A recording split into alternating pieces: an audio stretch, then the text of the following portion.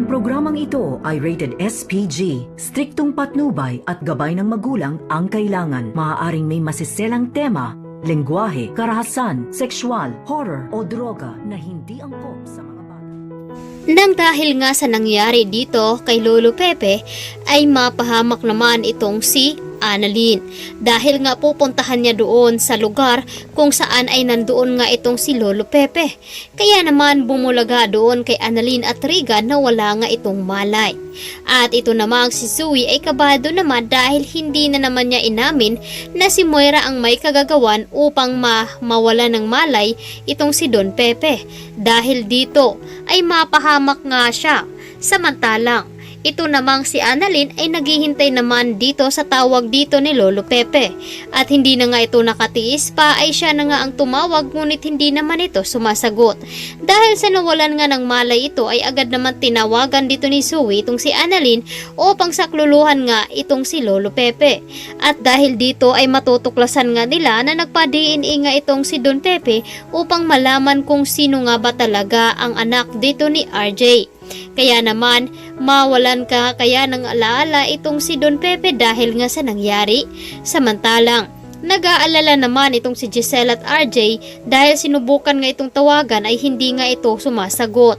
At nalungkot naman itong si Obeng dahil nga nakipagtalo pa siya dito kay Don Pepe.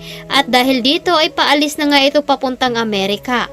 Kaya naman dahil sa aksidenteng nangyari ay mauudlot na naman ang kanyang pag-alis. Samantalang sa Eastridge naman kung saan ay dumalaw nga itong si Doc Fidel dito kay Doktora Enriquez at pabalik na nga rin itong si Doc Fidel sa Australia. Agad naman nakita ni Doc Fidel itong si Annalyn. Kaya naman kinamusta niya ito at agad niyang sinabi na dapat ay hindi siya umalis sa Apex dahil siya naman talaga ang original na anak dito ni Doc Tanyag.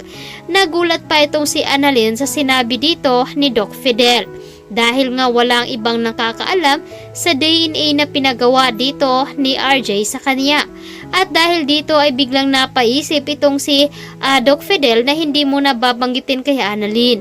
Dahil nga hindi pa nito alam ang tungkol nga sa pag-DNA dito ni Obeng sa kanilang dalawa ni Zoe.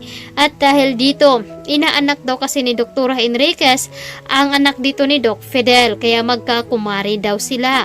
Posible nga bang ipapaalam dito ni Doc Fidel kay Doktora Enriquez ang tungkol sa DNA result nila ni Zoe at ni Annalyn? Agad naman kinausap dito ni Doktora Enriquez itong si Lynette kung alam ba nito na magkakaroon nga daw ng konting salo-salo ng mga kaibigan dito ni Carlos at gaganapin nga ito sa kanyang bahay. Nagulat naman itong si Lynette dahil nga walang nababanggit daw itong si Carlos sa kanya. Kaya naman dito na ba magkakaroon ng kasamaan ng loob ang dalawang mag-asawa? Dumalaw naman si Josa sa bahay dito nila ni Lynette. Labis ang kasiyahan ni Josa dahil nga napakalaki nga daw ng bahay dito ni Carlos. Napag-usapan nga nila na meron nga daw gustong hinihiling itong si Carlos na magkaanak daw silang dalawa. Kaya naman agad na sinasabi dito ni Josa ang mga dapat gawin upang mapadali ang kanyang pagbubuntis. Ngunit umayaw naman itong si Lynette dahil natatakot nga daw siya baka hindi niya kakayanin dahil na rin sa dala ng kanyang edad.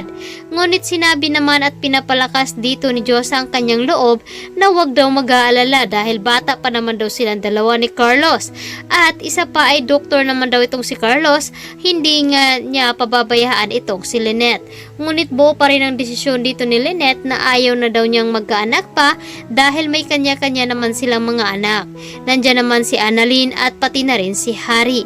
Kaya naman dito na magtatampo itong si Doc Carlos sa kagustuhan dito ni Lynette. Kaya ito ang dapat nating aabangan ngayong hapon dito lamang sa Abot Kamay na Pangarap.